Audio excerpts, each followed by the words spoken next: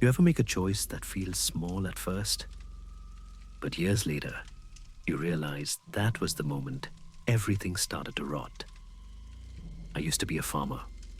Nothing fancy, just a small orchard in the valley. Some pear trees, a good life. We weren't rich, but we were happy. Then our daughter died. We buried her under one of the trees. It was supposed to be a way to remember her something pure, something alive. But when the men from Grafco came, they said they could help. They promised to make the trees grow faster, stronger. They said they could make life better than nature itself. And I believed them. If you're hearing this, it means I finally found the courage to tell the truth about what happened here, about what we planted, about what grew from her grave. Chapter 1, The Orchard. I don't know why I'm recording this. Maybe I just need someone to hear it before I lose what's left of myself. If anyone ever finds this, don't come here. Don't step foot on this land. Nothing good grows here anymore. It started with the orchard. We buried our little girl Elsie right between the two oldest pear trees at the edge of the property.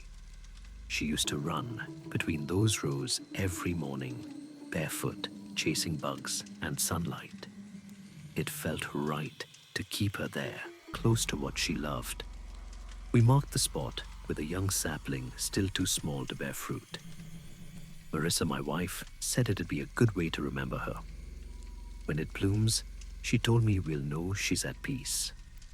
For a long time, there was no peace. The house fell quiet after Elsie died.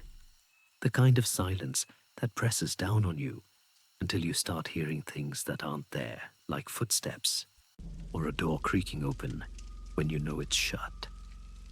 Marissa stopped talking. She'd curl up on her side of the bed every night, clutching one of Elsie's pajama shirts to her chest. I used to reach out and hold her hand, but she'd barely move. Just breathe. Sometimes she'd start crying in her sleep. I'd whisper something, anything, just to remind her I was still there. She never answered. Days blurred together. I'd work the fields, fix what I could try to keep busy, but everything felt pointless. The orchard didn't need me. The trees just stood there, growing, living, while our daughter didn't. Then one night, Marissa finally spoke. She was sitting by the window, staring out at the pear trees. Steam curled from the mug I'd brought her. She said quietly, she loved those pears. Remember how she'd eat them warm from the branch? I nodded. Marissa smiled a little, a sad, faraway smile. She used to make you peel them for her, she said, even after I taught her to do it herself. I told her I remembered, told her how Elsie used to hum when she ate, how juice would run down her chin, and she'd giggle like it was the funniest thing in the world. That night, we talked until the tea went cold. It was the first time we'd spoken like that since the funeral. For a while, it felt like maybe we could climb out of the hole we'd fallen into. We started fixing the old barn, patching up the roof, even cooking dinner together again. But the bills were still there, the kind that kept piling up no matter how much you paid. The tractor needed fuel, the pump was dry, and the harvest had been poor for years. I thought we could handle it. I was wrong. A month later, a man showed up at our door with a badge that read Grafco. Said they were running an agricultural development study in our region. His name was Dr. Levin Polite, clean cut. The kind of man who didn't seem to sweat, even under the summer sun. He said they'd flagged our property as low yield with high viability potential, whatever that meant. Marissa invited him in. I remember the way she looked at him, hopeful, like maybe this was a sign from God that things were finally turning around. I should have trusted the uneasy feeling that crawled up my spine the second that man stepped inside. But I didn't. That's how it all began. Back then, I thought we were just farmers trying to survive. Now I know we were burying more than our daughter in that orchard. We were planting something that was never meant to grow. Chapter 2. The Visit. The next morning, Dr. Levin came back. He wasn't alone this time. Two men in grey uniforms unloaded metal cases from a truck with the Grafco logo printed down the side. A clean green leaf, perfect and sharp. Too perfect. Everything about them looked sterile. I remember standing by the door with my arms crossed, trying to figure out if this was charity or a trap. Levin smiled like he could read my thoughts. "We're not here to pressure you," he said. "This is an opportunity, Mr. Adams. A pilot program to test our grafting technology on existing orchards." He handed me a brochure. It looked more like a science project than farm work diagrams of roots tubes, microchips, and words I couldn't pronounce. Marissa's eyes lit up. She asked all the questions. What does it do? Is it safe? How long until it works? Levin's answers came smooth rehearsed. He said they'd be fitting the orchard with bioengineered rootstock enhancers that would triple our yield in under a year. He called it organic augmentation. He said it would make the trees more resilient, self-regulating better than nature. That last phrase stuck in my head. Better than nature. I asked him what the catch was. There's always a catch. He told me they'd need access to the land sensors, cameras, soil probes, and that they'd pay us for participation. The word stipend rolled off his tongue like it meant nothing, but when he mentioned the amount, Marissa's hand brushed mine under the table. It was more than we'd made in months. Levin gave us 2 days to think about it. When he left, I watched his truck disappear down the dirt road, kicking up a trail of dust that hung in the air long after he was gone. Marissa turned to me. "We should do it," she said. "It could save us." I wanted to tell her no. I wanted to say I didn't like the way those men moved through our orchard without asking, or how Levin's smile never reached his eyes. But I didn't, because when you're drowning, even poison looks like water. We signed the papers that weekend. The crew showed up early Saturday morning. They worked fast, moving with quiet precision, not speaking unless necessary. They drilled small holes into the soil, placed silver nodes at the base of each tree, and connected them with thin wires that disappeared underground. I tried to ask what the devices did, but they brushed me off. Monitors, one of them said, for root behavior and moisture. Root behavior? I'd never heard anyone talk about trees like that. By sunset, the orchard looked the same, except for the glint of metal near each trunk, winking in the fading light. Marissa brought out a tray of lemonade and cookies, smiling like she was hosting a summer picnic. The men didn't take any. They just packed up their gear and left no goodbyes, no thank yous. When the truck finally disappeared down the road, Marissa exhaled. "Maybe things will finally get better," she whispered. That night, I lay awake, staring at the ceiling. There was a faint hum outside, low and steady, like electricity running through the soil. I told myself it was just the wind, but the wind doesn't pulse.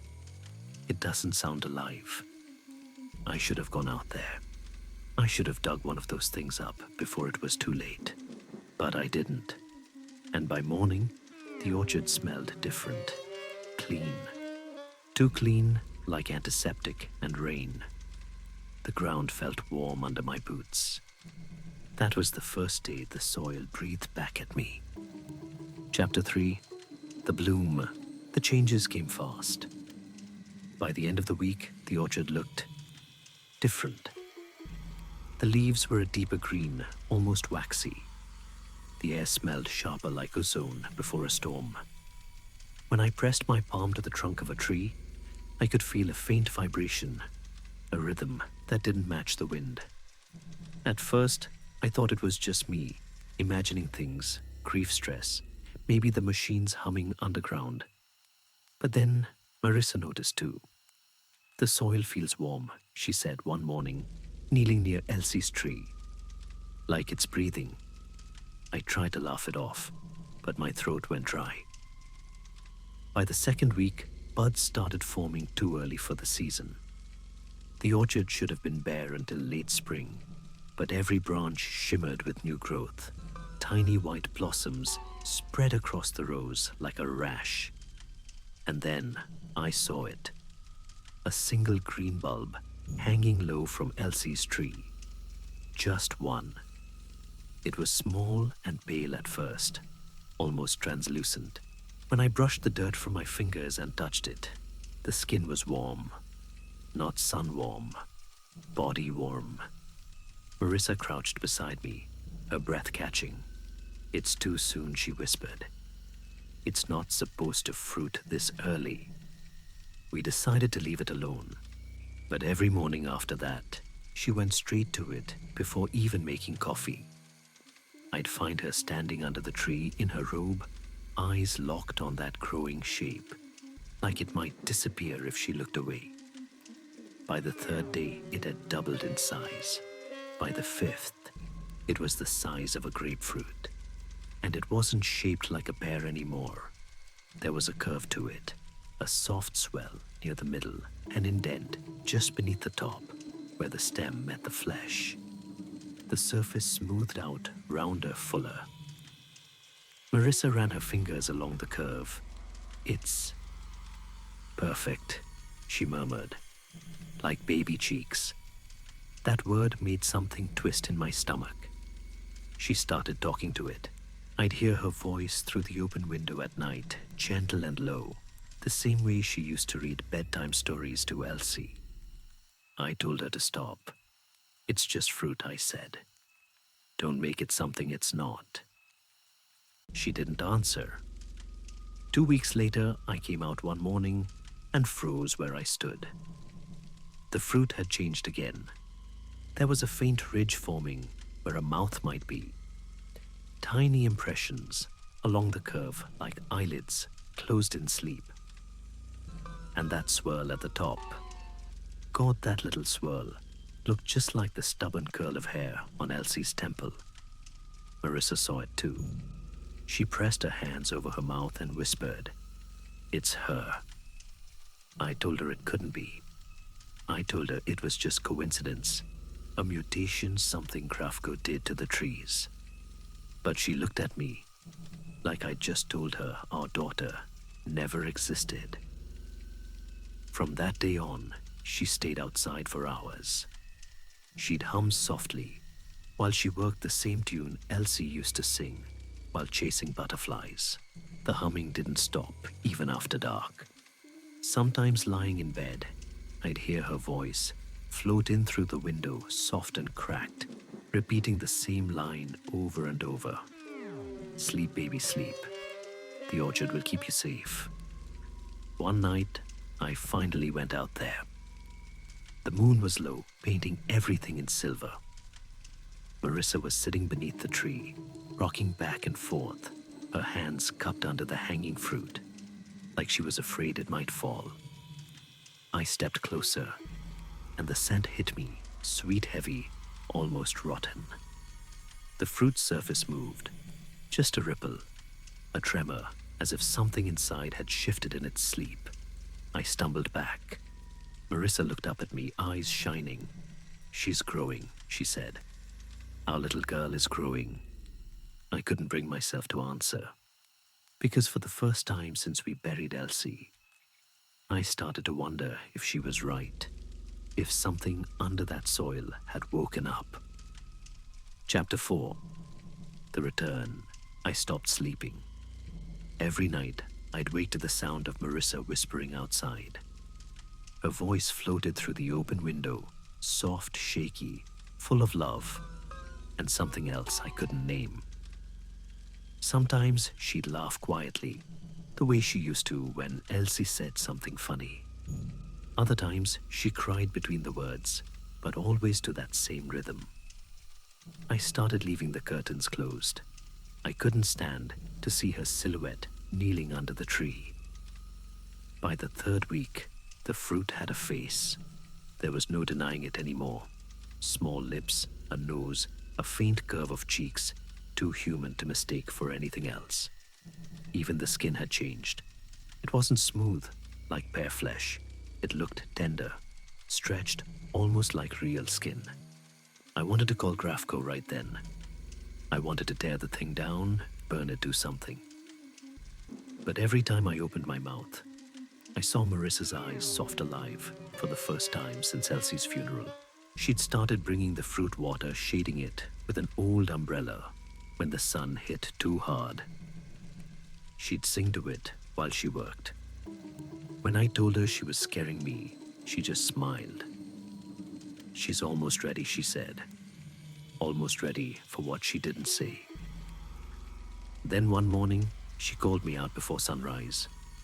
"Paul, come here, please." Her voice was trembling. The fruit had grown heavy, its stem bending under the weight. The shape beneath the skin had filled out completely, a small body curled into itself, legs, tucked arms, crossed over the chest. It looked like a sleeping child. Marissa brushed her fingers along its cheek. "Do you see her?" she whispered. "She's perfect." I wanted to scream, to shake her until she understood this wasn't real, that we were losing her all over again.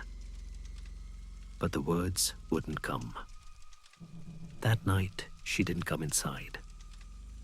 I found her sitting cross-legged, under the tree, cradling the fruit in her arms like a newborn. Her body swayed slowly, her lips moving in silence. I told her she needed to rest. She didn't answer. When I tried to take the fruit from her, she pulled away, clutching it tighter. "Don't," she snapped, voice breaking. "You'll hurt her." I froze.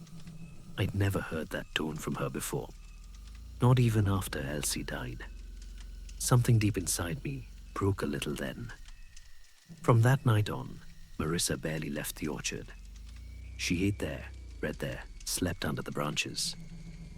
Sometimes I'd wake to find her bed empty, and through the window, I'd see her figure still wrapped in moonlight, rocking the fruit as though it were breathing. I tried to remind myself it wasn't real, but I couldn't ignore how the orchard had changed. The air was thicker, the soil darker, richer.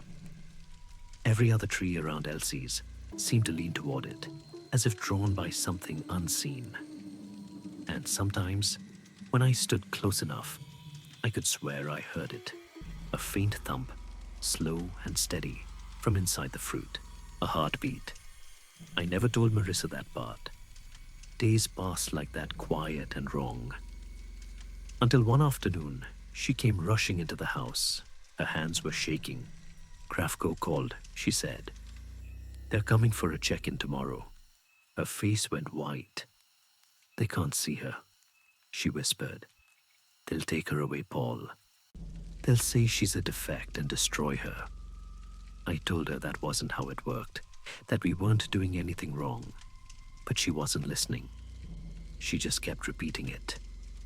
"They'll take her, they'll take her, they'll take her." That night, she didn't sleep at all. She sat at the table with a pair of pruning shears clutched in her hands, whispering to herself. When I tried to touch her shoulder, she flinched. I won't let them hurt her again. Her eyes were wild, but underneath the fear, there was something else. Purpose.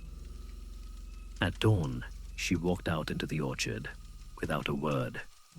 I followed.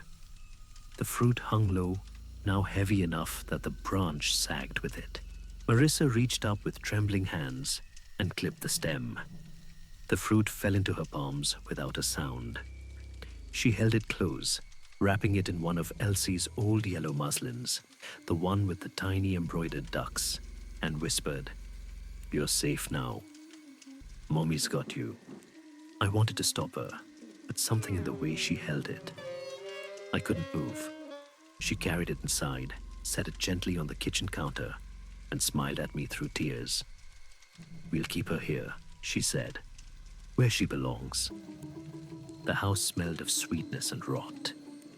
And for the first time I realized I wasn't afraid of the fruit anymore. I was afraid of my wife. Chapter 5. The Rot. It started to change that same night. Marissa kept the fruit swaddled in the muslin, placed carefully on the counter like a sleeping baby. She lit a small candle beside it and refused to let me blow it out. Said the flame would keep her warm. I didn't argue. I was too tired, too broken. But sometime after midnight, I woke to the sound of her crying. Not the quiet, muffled sobs I'd grown used to, but a sharp, gasping sound that clawed through the dark. I ran to the kitchen. She was standing by the counter, the cloth clutched to her chest. Her hands trembled. "Something's wrong," she whispered. The smell hit me first, sweet and sour, like rotting fruit left too long in the sun. Then I saw the stain spreading through the muslin, a dark, wet patch that glistened under the candlelight. Marissa tried to unwrap it, but the fabric stuck. When she finally peeled it back, the sound it made, I can still hear it, like flesh tearing from bone. The fruit beneath wasn't smooth anymore. The skin had split along the sides, curling back to reveal something slick and red underneath. Pulp clung to thin, pale strands that looked too much like muscle. Tiny white shapes pushed through the ruined flesh. Teeth. Marissa let out a sound that wasn't quite a scream. She stumbled backward, one hand over her mouth, eyes wide and glassy. "Oh God," she whispered. I didn't mean to hurt her. Her knees buckled, and she slid to the floor, sobbing so hard she could barely breathe. "I killed her, Paul. I killed her again." I knelt beside her, pulling her close, even as the stench clawed at my throat. I wanted to tell her it wasn't real, that she hadn't done anything wrong, but the words felt useless. The thing on the counter twitched. Just once. A small jerking motion that sent the candle flame flickering. We both froze. Marissa's hand shot out before I could stop her. She brushed her fingers over its surface, her touch gentle, desperate. "She's still in there," she said. "She's still trying." Her voice broke. "She just needs time." I grabbed her wrist, tried to pull her away, but she fought me, twisting out of my grip with a strength I didn't know she had. "Don't touch her," she screamed. "You will hurt her." Her eyes were wild, her cheeks streaked with tears. Then the thing split open. A wet crack echoed through the room as the top peeled back. A milky fluid poured out, thick and stringy. Inside, something moved. Not a shape I could name, just a twitching mass of fibers and pulp, clinging to each other like they didn't want to let go. One of its eyes caved in on itself. The other rolled loosely in its socket, clouded and deflated. Marissa's scream broke whatever was left of me. I turned away and dry heaved into the sink. Behind me, she dropped to her knees beside the counter, babbling through sobs. "I can fix it. I can fix it. I just need her voice," caught on a sob. I just wanted to keep her safe. I pulled her away again this time, wrapping my arms around her, holding on as she shook and thrashed and screamed into my chest. "You were just trying to protect her," I whispered. "You did what any mother would do." She clawed at my shirt, whispering. She was getting better. She was almost ready. I held her until her sobs turned to silence. Her body went limp in my arms, trembling with exhaustion. When she finally fell asleep, I carried her to bed and covered her with a blanket. Then I went back to the kitchen. The candle had burned down to a stub. The muslin was soaked through the air, heavy and wet. I could still see the outline beneath it, the curve of what had once looked human, now sagging inward like something deflated. I didn't want to touch it, but I couldn't leave it there. So I did the only thing that felt right. I took a spade from the shed and walked out to the orchard. The night was silent, the air thick with that strange antiseptic smell. I dug at the base of Elsie's tree until the soil turned damp and dark. When I unwrapped the muslin, I forced myself to look just once. It almost looked peaceful again, folded into itself, half pulp, half skin. I lowered it into the hole, covered it gently, and patted the soil flat with my palm. When I stood, my hands were shaking. The moon hung low over the orchard, pale and cold. I turned to go, but something stopped me. A soft sound behind me, the faintest shift of earth. When I looked down, the dirt over the grave had already begun to move, just a little, like something beneath it was settling in, or breathing. Chapter 6. The Second Bloom. Morning came slow, heavy with fog. I remember standing at the kitchen window, staring at the spot beneath Elsie's tree, where I'd buried the thing. The soil looked smooth again, undisturbed, as if the night before had never happened. Marissa hadn't said a word since. She moved like a ghost, quiet and hollow-eyed, clutching one of Elsie's old blankets to her chest. I thought, maybe, just maybe, the horror had broken her enough to bring her back to reality. But I was wrong. 3 days later, I went out to check the orchard and stopped dead. Right where I'd buried the rot, a new bud had formed, small, round, and impossibly green. I stood there for a long time, staring at it. My first thought was that the tree was healing itself, shedding the infection Grafco had given it. But then I saw the way the leaves curled protectively around the bud, the way the stem pulsed faintly, like it had a heartbeat of its own. Marissa came up behind me. Her breath caught when she saw it. "She's coming back," she whispered. I didn't answer. I couldn't. She knelt down and touched the branch like it was holy. "See, she's not gone. She just needed time to grow again." Her voice trembled with hope, and for a moment, I wanted so badly to believe her. That night, she slept beside the window, with the blanket still in her arms, watching the orchard until dawn. Within a week, the bud had doubled in size. It glowed faintly in the moonlight, just a shimmer, like the skin of something living beneath thin glass. Marissa spent hours under the tree, humming softly. She talked to it like it could hear her, told it stories about the day Elsie learned to ride her bike, about her favorite song, her first tooth. She called it her, never it. I stopped correcting her. There was no point anymore. When I walked past the orchard, the air felt heavy, humming low in my ears. Sometimes, I thought I heard whispers, soft, childlike sounds that came from nowhere and everywhere at once. On the 10th night, Marissa woke me.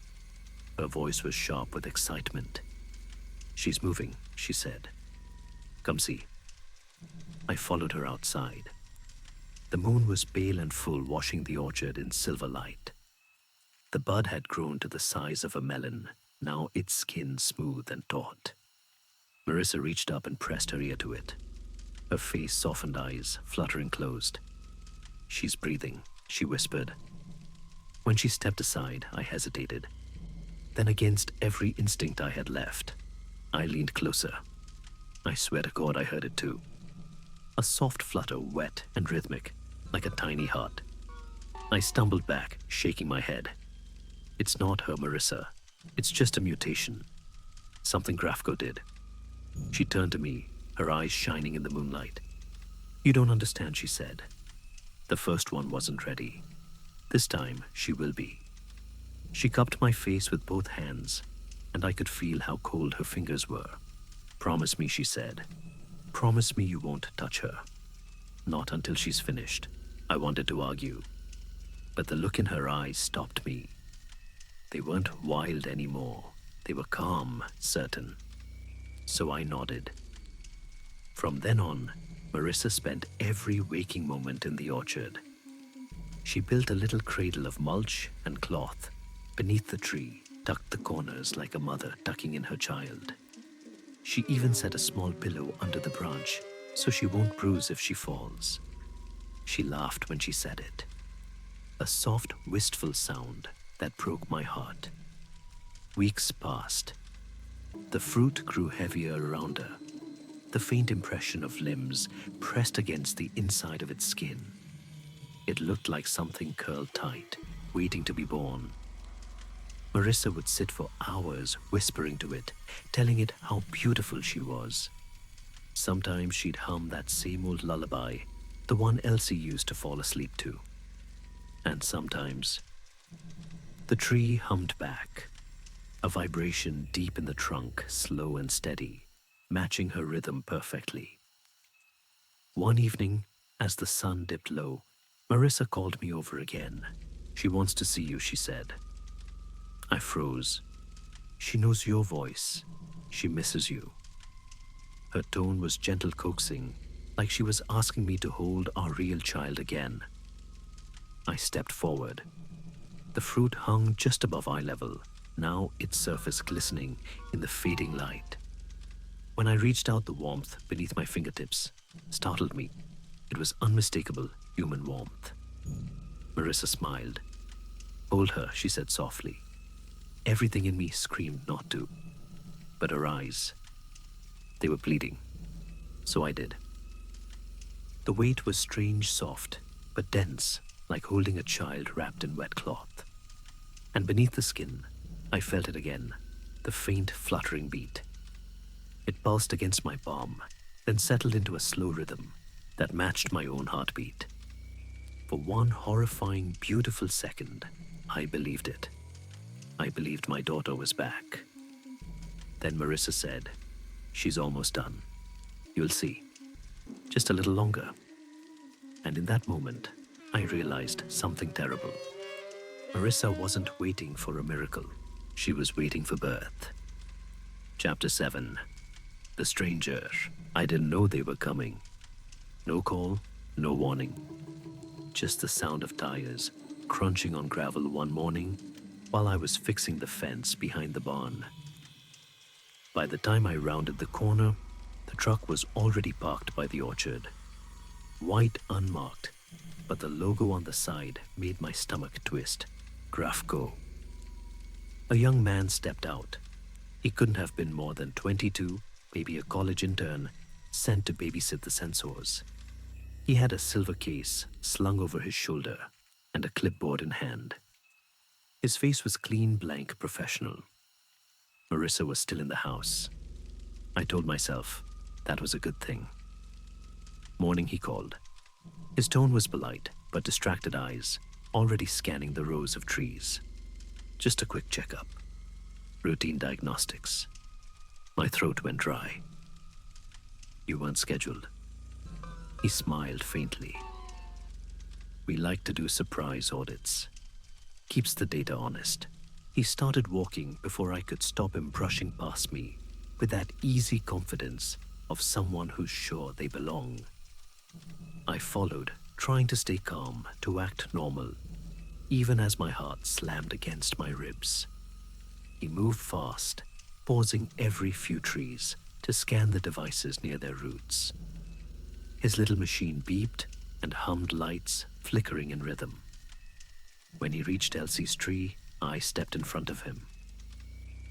That one's sterile, I said quickly. Never took to the graft. You can skip it. He looked up at me, polite confusion crossing his face. Sterile. I nodded. Didn't produce. Probably a dead node. Waste of your time. He hesitated, glancing past me toward the thick, low branch where the fruit hung heavy under the muslin cloth. From here, you couldn't see much, just the shape beneath the wrapping. But maybe that was enough. "I'll just take a quick reading," he said. He brushed past me again. My palms were slick with sweat.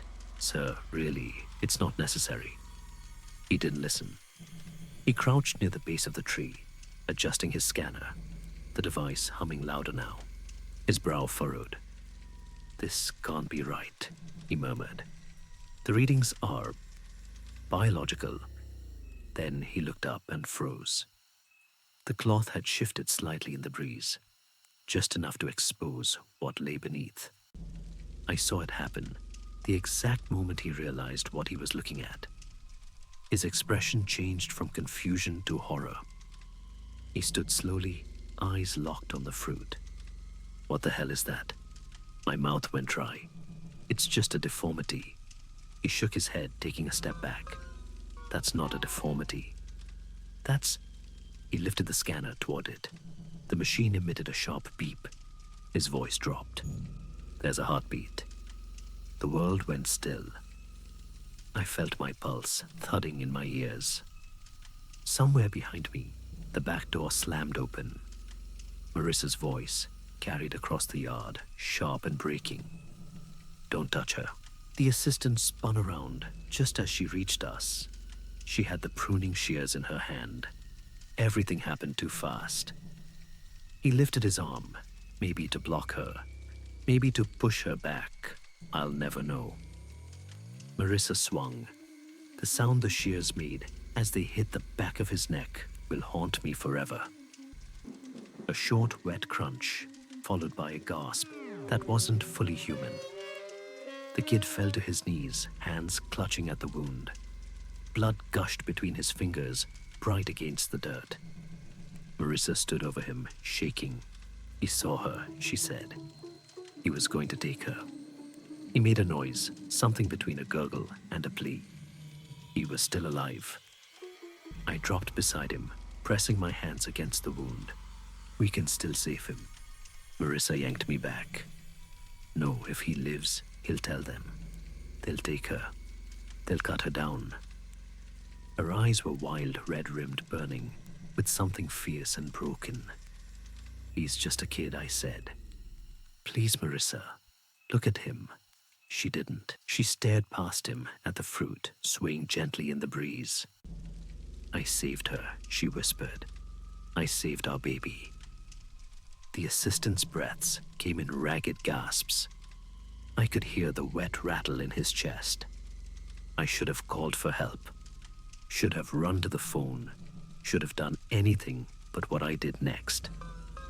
I reached for the shears. He was suffering. His eyes met mine, wide and glassy, begging. And I couldn't stand it anymore. "I'm sorry," I said. I pressed the blade to the base of his skull and pushed. When it was done, there was only silence. The orchard around us seemed to hold its breath. Even the air stopped moving. Marissa dropped to her knees beside me, trembling. "We have to hide him," she whispered. I couldn't move at first. My body felt detached, like I was watching someone else. But eventually I nodded. We dragged his body past the rows to the far edge near the compost pit. The soil there was soft. I dug while Marissa stood watch, clutching the shears to her chest like a weapon. When the hole was deep enough, we rolled him in. I couldn't bring myself to look at his face. We covered him, fast backed the earth down, and scattered mulch on top until the ground looked untouched. By the time we were done, my hands were raw and shaking. Marissa turned to me, her voice low and steady. "No one can ever find him. No one can ever know." I nodded. That night, I washed the dirt from my skin until my hands bled. The smell of iron clung to me, no matter how hard I scrubbed. When I finally crawled into bed, Marissa was already asleep, one hand resting gently on the muslin-wrapped fruit beside her. Her lips moved in a whisper, almost too soft to hear. She's safe now, she said. And in the dark, I realized something horrible. She wasn't talking about the fruit anymore. She was talking about herself. Chapter 8. The Fire. For a while it felt like the orchard had gone quiet again. Too quiet. Marissa didn't speak about what happened. Neither did I. We didn't mention the boy or the grave, or the blood that soaked into the roots. We just pretended it was gone, like silence could bury guilt deeper than the dirt ever would. She stayed out under the tree most days, reading, humming, watching the fruit. And the fruit grew. It hung lower now, heavy enough to brush the blanket Marissa had laid beneath it. Its skin had flushed from green to something closer to flesh, pale and soft, almost translucent. When the wind moved through the orchard, it swayed gently, like it was breathing. Marissa said it wouldn't be long now. I didn't ask what she meant. I already knew. Sometimes at night, I'd wake to her voice through the window again, whispering lullabies to the thing hanging from the branch. Sometimes I'd hear something whisper back, a sound like the creak of wood or the slow rustle of breath through leaves. It was only a matter of time before Grafco noticed their missing intern. And they did. The call came 2 weeks later. A polite voice, the same one that used to schedule our check-ins. One of our assistants didn't report back. He said, "His last location pinged near your property." Did he stop by? Marissa froze beside me, her eyes wide and wet. I swallowed. No one came by. There was a pause on the other end, just long enough for my heart to start hammering. Then the voice said, "Understood. We'll be in touch." I hung up. The lie sat in my mouth like ash. The weather turned that same day. The sky bruised purple by noon, the wind rising in low, uneasy gusts. The radio crackled with warnings, high winds, lightning activity across the valley. I turned the volume down before Marissa could hear it, but she was already watching the sky. "She's not ready," she whispered. "If it storms, she'll be scared." "She'll be fine," I said, though I didn't believe it. We spent the evening outside, tying down what we could: tarps, stakes, an old canopy from the farmer's market days. Marissa wrapped the fruit in blankets and towels, tucking every edge as the wind picked up. The orchard groaned around us. Leaves hissed like waves, bending under the force of the storm, rolling in from the east. "We should go inside," I told her. "Now." She shook her head. "She'll think we abandoned her again." Lightning split the sky, turning her face white. "Marissa!" I shouted over the wind. "Please." She hesitated. Then she nodded one last look at the tree before letting me pull her toward the house. Inside, the windows rattled. Rain hit the roof in sheets. The air smelled of metal and ozone. Marissa pressed herself to the window, watching. "She'll be scared," she whispered. "She hates storms." Another flash of lightning, then boom. The sound hit like an explosion. I felt it in my bones. Through the window, I saw sparks flare near the base of the orchard, bright orange pinpricks racing along the rows. One of the Grafco nodes had overloaded, short-circuiting in the rain. And just like that, the orchard caught fire. "Call 911, I yelled, grabbing the extinguisher from under the sink. But Marissa didn't move. She was staring out the window, whispering, "No, no, no, no." The flames spread fast, leaping from trunk to trunk. The wind carried embers through the branches like falling stars. By the time I made it outside, the fire had swallowed half the orchard. Heat slammed into me like a wall. The extinguisher hissed uselessly against the flames. When I turned, I saw her running.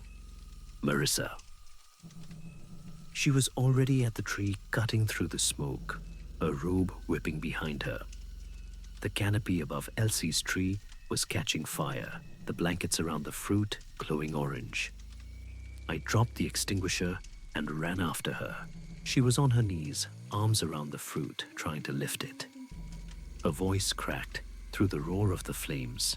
She's ready. I can feel it. I grabbed her, pulling her back, but she wouldn't let go.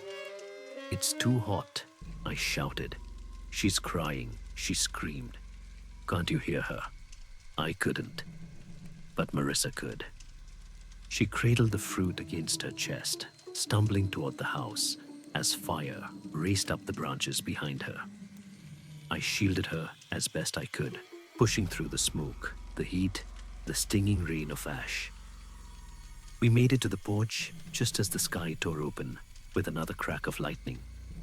Inside, the air was thick with smoke and the smell of something burning, not wood, not fruit, flesh. Marissa collapsed to her knees, holding the fruit in her arms. Its skin glistened wet and slick. Something inside was moving, twisting. And then it split. The sound wasn't loud, but it was wet, final. The skin tore down the middle, spilling a dark syrupy fluid onto Marissa's hands. Inside I saw pale strands, coiling, pulsing, collapsing in on themselves. Marissa screamed, pressing her palms against it, trying to hold it together. Stay with me. Please, baby. Please. Her voice broke into sobs. The thing twitched once more, then sagged. The glow faded from its surface. I stared at what was left, tissue collapsing into pulp, the faint outline of a tiny face sinking into itself. When it was over, all that remained was blackened mush, and one small seed sitting in the middle of it, all clean and dry. Marissa scooped it up, trembling, whispering, "She's still here." Outside, sirens wailed in the distance, the fire trucks. The orchard was gone by the time they arrived, rows of black stumps smoldering under a bruised sky. We lost everything. The trees, the harvest, the home we'd built with our hands. When the last of the smoke cleared, Marissa sat on the kitchen floor, the seed pressed to her chest. She rocked back and forth, whispering to it like a prayer. I didn't stop her. I couldn't. When she finally fell asleep, I took the seed from her fingers. It was small, ordinary. It shouldn't have felt heavy, but it did. I walked into the bathroom, closed the door, and stared at it in my palm for a long time. It looked harmless, but I could still feel a faint warmth coming from it. I dropped it into the toilet and flushed. The water swirled. The seed spun once, twice, and then disappeared down the drain. For a moment, everything was still. Then I heard it. 3 soft knocks from inside the pipes, like tiny hands tapping to be let out. I stood there, frozen, staring at the porcelain as the sound faded. When I finally stepped out, Marissa was standing in the hallway, her eyes half open, face pale and streaked with ash. "Where is she?" she asked. "She's gone," I said, my voice barely a whisper. Marissa smiled faintly. "No, she's not." She turned and walked toward the orchard, or what was left of it. I didn't follow. That night, I sat alone at the kitchen table, listening to the wind through the broken windows. The house creaked softly, like it was breathing. Somewhere beneath the floorboards, I thought I heard water moving through the pipes, and beneath that, just barely, a giggle. A child's giggle. I don't know how to end this. The orchard's gone now. Just black soil and the smell of smoke that never really leaves your clothes. They say the fire started because of lightning, but I know better. It wasn't lightning that burned those trees. It was everything we buried beneath them. Sometimes late at night, I still hear her. The pipes groan, the floorboards creak, and there's that sound, 3 soft knocks. Always 3. Maybe it's my guilt. Maybe it's her. If anyone finds this recording, don't come here. Don't dig where the ground looks freshly turned. And whatever you do, if you hear knocking from under the floor, don't answer.